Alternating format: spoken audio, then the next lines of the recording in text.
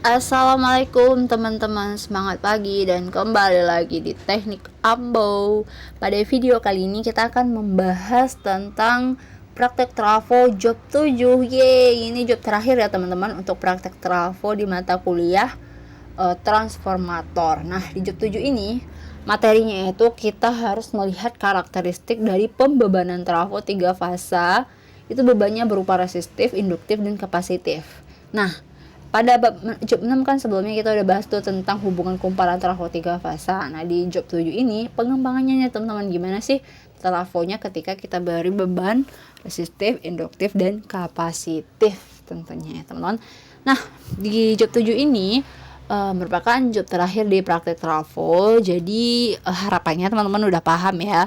Setelah melaksanakan praktek gitu ya, teman-teman bisa lebih terbuka tuh minatnya tentang dunia trafo, karena trafo itu dunianya sangat menjanjikan ya untuk masa depannya teman-teman, apalagi di bagian pembangkit gitu. Itu keren banget ya. Mulai ngawur ya. Iya, nggak apa-apa. Oke, nah di job 7 ini kita punya 3 tujuan ya di prakteknya. Yang pertama, kita harus menentukan atau dapat menentukan kapasitas pembebanan trafo hubungan bintang gitu ya. Lalu pembebanan trafo hubungan delta, lalu menentukan kapasitas daya nyata, reaktif, dan semu dari trafo hubungan bintang delta gitu ya. Jadi dari dua hubungan itu, bintang dan delta, teman-teman juga harus lihat gimana sih dayanya dari trafo jika dibebankan dengan beban resistif, induktif, dan kapasitif, atau nyata, reaktif, dan semu gitu ya. Lanjut ke teori. Nah, di teori itu beberapa hal bisa sama dengan job 6 karena masih membahas tentang fasa trafo 3 fasa.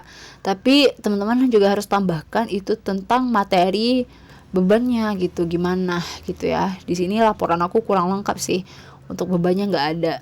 Yang ada itu cuman hubungannya aja gitu. Sebenarnya udah di job 6 gitu. Jadi untuk teman-teman yang untuk lebih lengkap, teman-teman bisa tambahkan tentang bebannya itu, beban resistif, induktif, dan kapasitif untuk trafo 3 fasa. Jadi teman-teman lebih nyerap ilmunya gitu ya.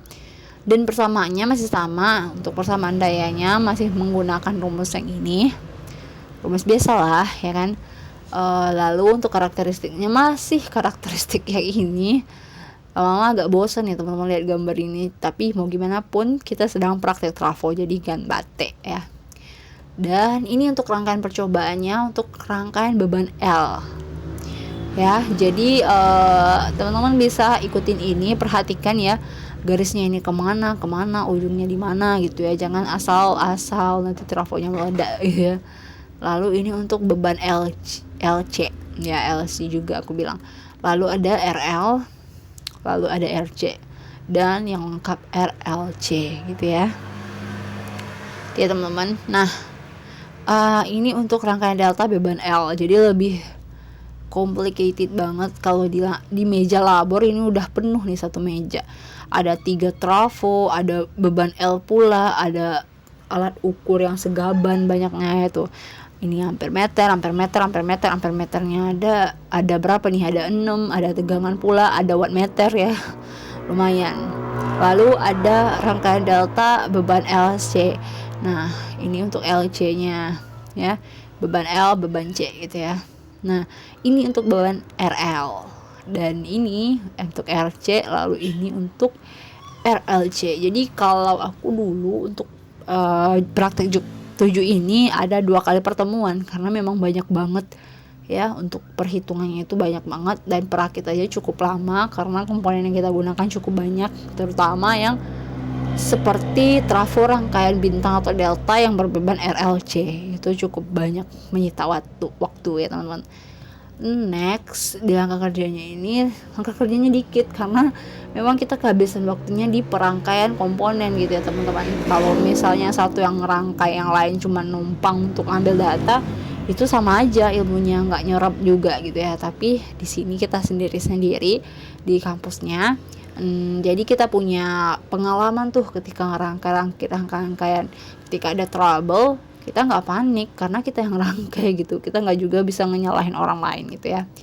Nah, untuk tugas pertanyaan ini simple banget, dikit banget karena tujuannya memang dikit, cuma 3 gitu ya.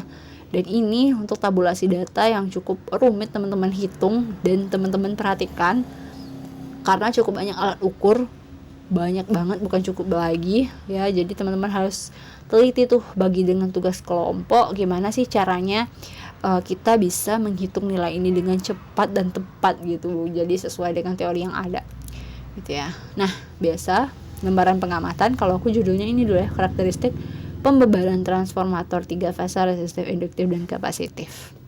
Oke ya teman-teman, demikianlah materi kita kali ini, dan sekaligus ini video terakhir tentang praktik trafo. Ada 7 job, itu ulasan lengkapnya itu teman-teman bisa cek di YouTube-nya Teknik Ambo ya teman-teman. Oke, thank you untuk teman-teman yang sudah menonton. Aku berharap ini bisa ya membantu teman-teman ketika praktek, nggak kayak aku dulu tuh mau praktek kayak bingung, kayak ngambang, praktek kita kayak apa gitu ya.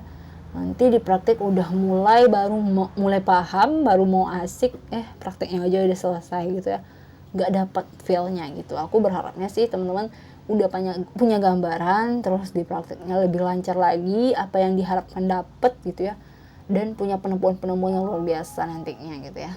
Aku berharapnya seperti itu.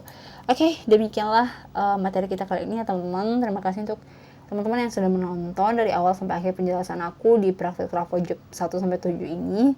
Ya, jangan lupa tinggalkan like jika teman-teman suka, dan dislike dan masukannya jika teman-teman gak suka atau ada pertanyaan atau penjelasan aku yang kurang jelas, bisa di drop di kolom komentar. Oke, assalamualaikum warahmatullahi wabarakatuh.